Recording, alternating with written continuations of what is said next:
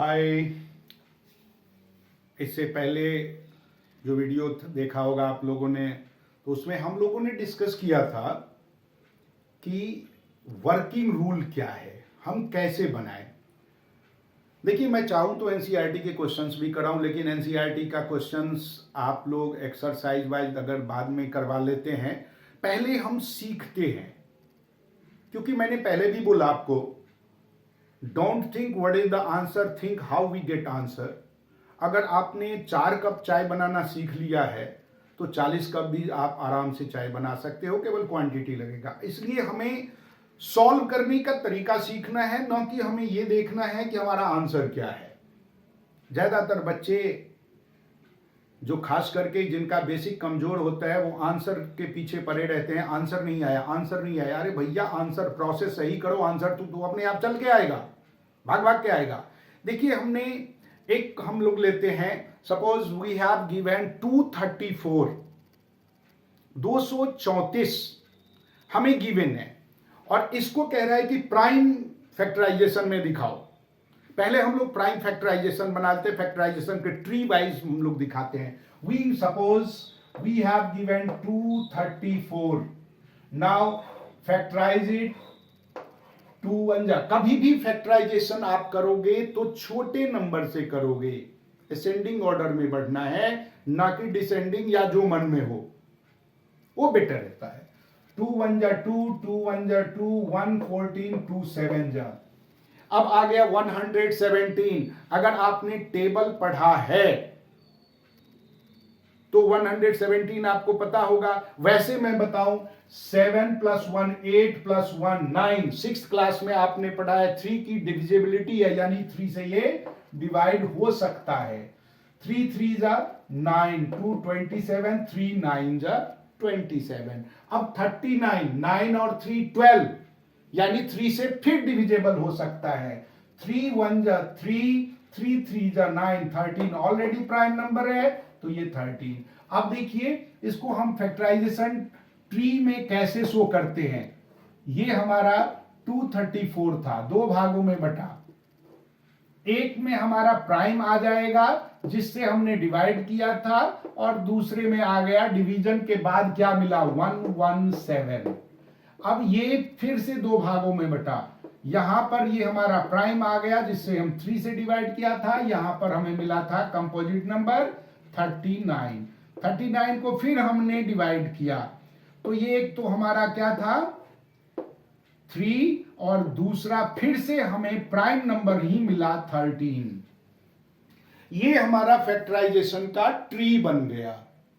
अब इसको हम लोग 234 this is equal to 2 raised to the power 1 into 3 raised to the power, how many is 3? 1 2, that means square into 13 raised to the power 1. This is the factorization of 234. ये हमारा 234 का factorisation हो गया। Suppose कोई number हमारे पास हो 7325, चलिए 7325 हो सकता है, मोटा मोटा सा नंबर हो। तो हम इसमें देखते हैं, यूनिट डिजिट 5 है, then it should be divisible by 5। 2 से तो हो ही नहीं सकता।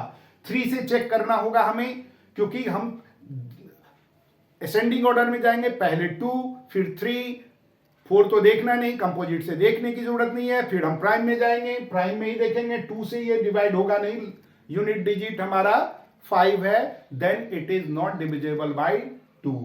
3 से देखते हैं 10 12 एंड 5 17, 3 के टेबल में नहीं है तो 3 से भी नहीं होगा, then we have only one option 5। और 5 से तो ये होगा जिसका unit digit either 5 or 0, then it must be divisible by 5. So 5 1 ja 5, what you get 2 23, 5 4 ja 20, 3 32, 5 6 ja 30, 5 5 ja again 2 से नहीं होगा, 4 1 5 5 10 16, 3 से भी नहीं होगा, तो हम होगा किससे 5 5 2 ja 10, 4 46, 5 8 जा 5 9 जा 45, 115 5 3 जा।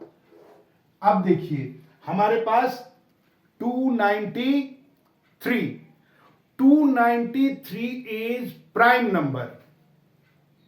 293 किसी से डिवाइड ही नहीं होगा, 2 से नहीं होगा, 9 2 11 3 14 नहीं होगा, 5 से नहीं होगा, 7 से, 7 3 जा 21, माइनस करें इसमें से 6, 7 3 जा 21, 8 83 नहीं होगा। ये हमारा प्राइम नंबर है, ये डिविजिबल होगा ही नहीं।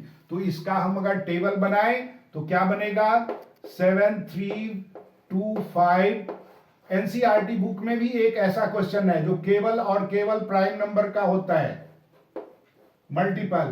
तो प्राइम नंबर वो आपको याद रखना होगा 5, यहां क्या मिला हमें 1465।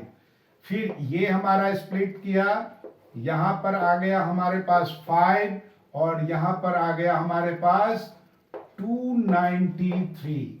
इसका जब हम फैक्टर निकालते हैं, ये तो हमारा ट्री हो गया बेटा, 7 3 2 5, this is equal to 5 square into 293। यहां पर 293 लगा के 1 लिख दो, ये हो गया आंसर। तो ये इस तरीके से हम पहले फैक्टराइज करेंगे। फैक्टराइज करने के बाद ही जब हमारा फैक्टराइजेशन हो गया, प्राइम फैक्टर हमने बना लिया, टेबल में शो कर लिया, इसके बाद ही हम लोग एचसीएफ एलसीएम इन सब के बारे में सोचेंगे, इसके बारे में हम लोग कर सकते हैं।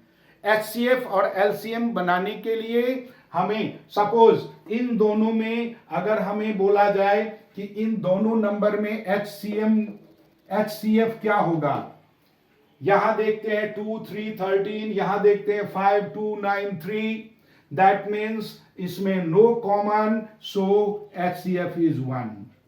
एलसीएम की बात करें तो यहां पर क्या हो जाएगा, ये पूरा जिसमें कोई कॉमन फैक्टर नहीं हो तो उसका एलसीएम क्या होगा 234 इंटू 7325, मल्टीप्लाई कर दो, जो भी आंसर आ गया वही इसका एलसीएम बन जाएगा। हम लोग इस तरीके से सॉल्व करेंगे और देखेंगे कि कैसे, बहुत आसान क्वेश्चन है। वेरिफिकेशन भी करने के लिए पूछा जाएगा। एचसीएफ एलसीएम लेने के बाद हमें वेरीफाई भी करना होगा और वेरिफिकेशन बहुत ही आसान होता है। मल्टीप्लाई कर दो एचसीएफ को एलसीएम से, एक आंसर मिला, दूसरे में दोनों डिजिट को आपस में मल्टीप्लाई कर दो। मल्टीप्लिकेशन तो सबको आता है, नहीं आता है तो प्रैक्टिस करो, अभी तो शुरुआत ही है, बाद में तो दिक्कत होगी ही। दोनों आंसर एक समान आ गया। अगर वेरिफिकेशन में वक्त में दोनों का प्रोडक्ट, दोनों का मल्टीपल एक समान नहीं आता है तो मान के चलिए कि आपने गलती की है। ऐसा हो ही नहीं सकता कि एलसीएम का और एचसीएफ का प्रोडक्ट दोनों नंबर के प्रोडक्ट के बराबर ना हो, ये यूनिवर्सल ट्रुथ है। तो आपको ये कंप्लीट करना है। नेक्स्ट वीडियो में हम लोग एनसीईआरटी के क्वेश्चंस को सॉल्व करेंगे, प्रैक्टिकल नॉलेज लेंगे, तरीका हमें समझ में आ गया। फिर एक काम कीजिएगा, सब्सक्राइब कर दीजिए,